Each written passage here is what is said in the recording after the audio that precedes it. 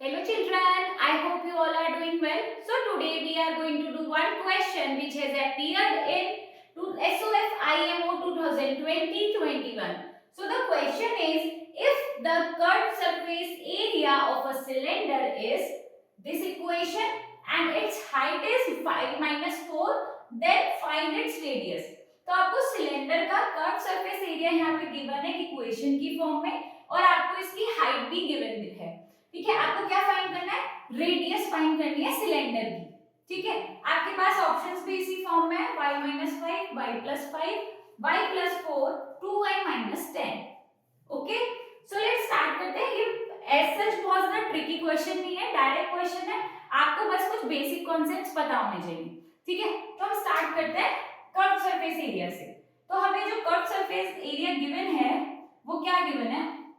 Curve surface area, curve surface area of cylinder, हमको एक equation given है which is pi with in bracket 2y² minus 18y plus 40।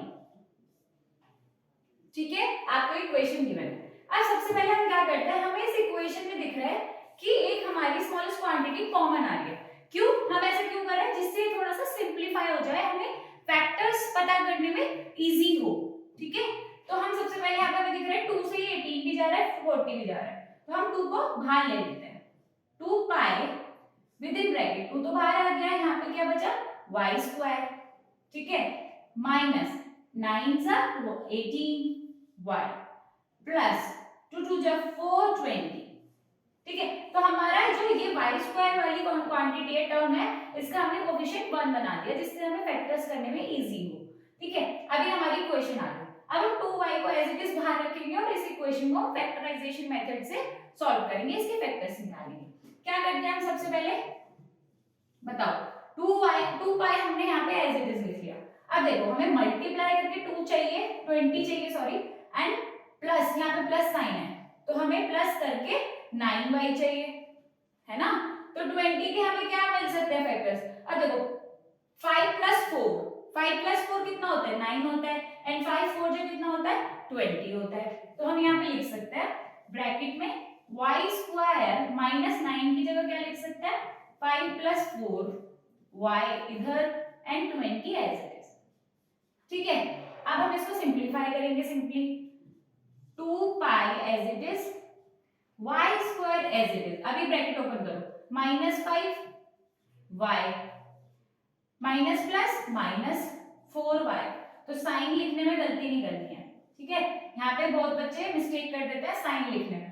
तो ये हमारी equation आ गई। अब हमारा नेक्स्ट स्टेप क्या होता है? हमें कॉमन टर्म ढूंढनी होती है। ठीक है, कॉमन टर्म ढूंढो। इन दोनों में कॉमन क्या आ रहा है? भाई हमें तो y दिख रहा है सिर्फ यहाँ पे कॉमन, तो यहाँ पे y ले लिया। अब यहाँ पे y² था तो एक y यहाँ बचेगा, यहाँ पे सिर्फ 5 बचेगा। यहाँ तक बात समझ आ गई? उसके बाद अब इसमें देखो 4 है इधर और 20 है इधर। वी नो दैट 4 20 को डिवाइड कर सकता है।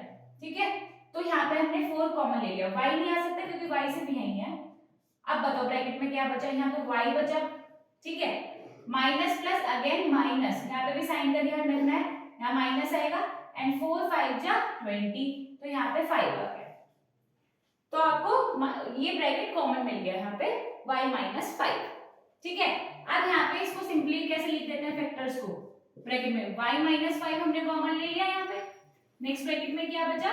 y - 4। ठीक है, y - 4 बचा हमारा यहाँ पे। अब ये हमारा कर्व सरफेस एरिया हमने सिंपलीफाई कर लिया। उसके बाद अब हमें क्या गिवन है? यहाँ पे हाइट गिवन है और हमें क्या निकालना है? रेडियस।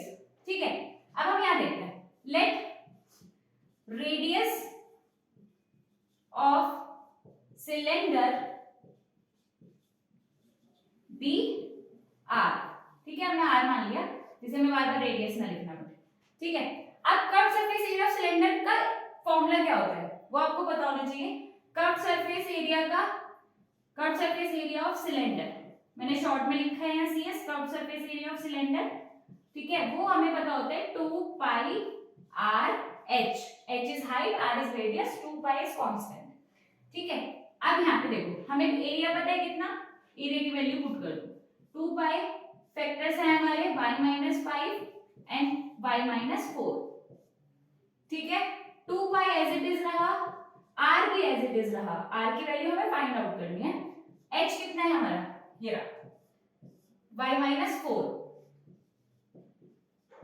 यहाँ पे मैं लाइन ड्रॉ कर रही हूँ जिससे आप कंफ्यूज ना हो, ये अलग था।